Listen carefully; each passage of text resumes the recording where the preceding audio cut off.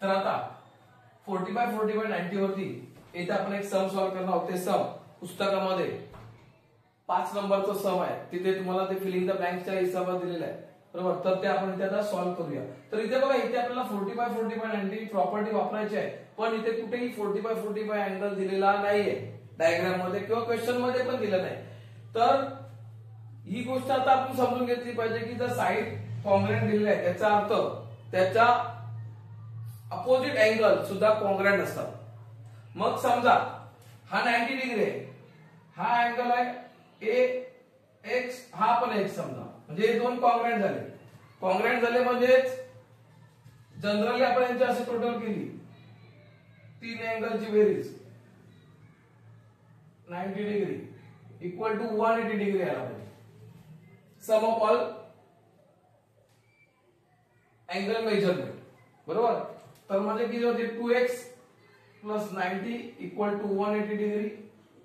मग 90 डिग्री हे आहे ते आपण इकडे काय करू, मायनस करू.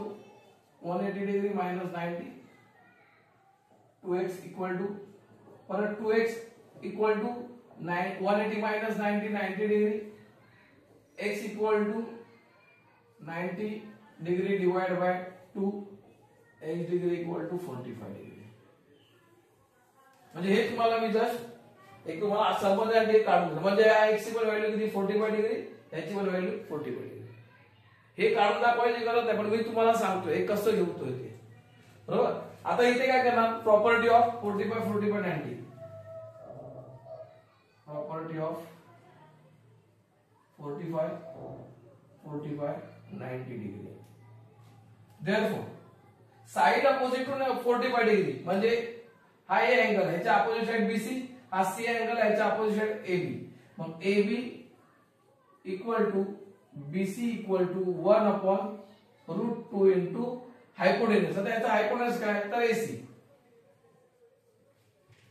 हायपोटेन्यूज एसी. आता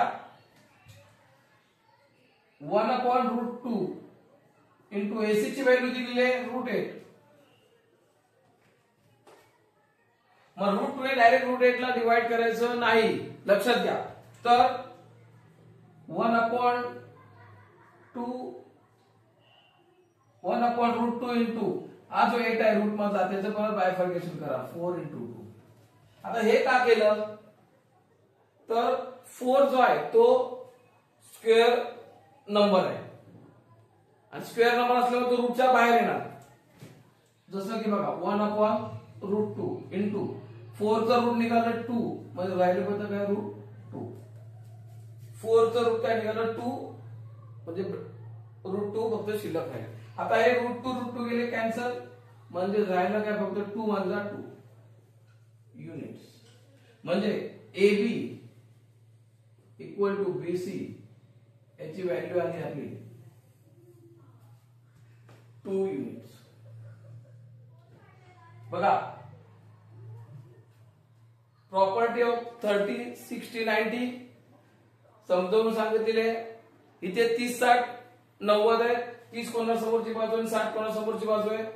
आणि इथे 45 45 इथे या प्रॉपर्टीनुसार दोन्ही साइड हा सेम असतात, लक्षात घ्या. त्याच्यामुळे एकदाच त्या काढल्या जातात, डबल काढायची गरज नाही. तर अशा प्रकारे 30 60 90 आणि 45 45 90 या दोन्ही प्रॉपर्ट्या तुम्हाला इथे मी समजून सांगितलेल्या आहेत. तर तुम्हाला चांगल्या पद्धतीने समजतीलच.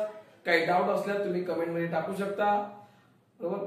आणि पुढचं लेक्चर जो असणार आहे आपला तो असणार आहे जॉमेट्रिक मीन. याच सिरीज मधलं, याच चॅप्टर मधलं पुढचा टॉपिक. तर तो पाहायला तुम्ही विसरू नका. धन्यवाद.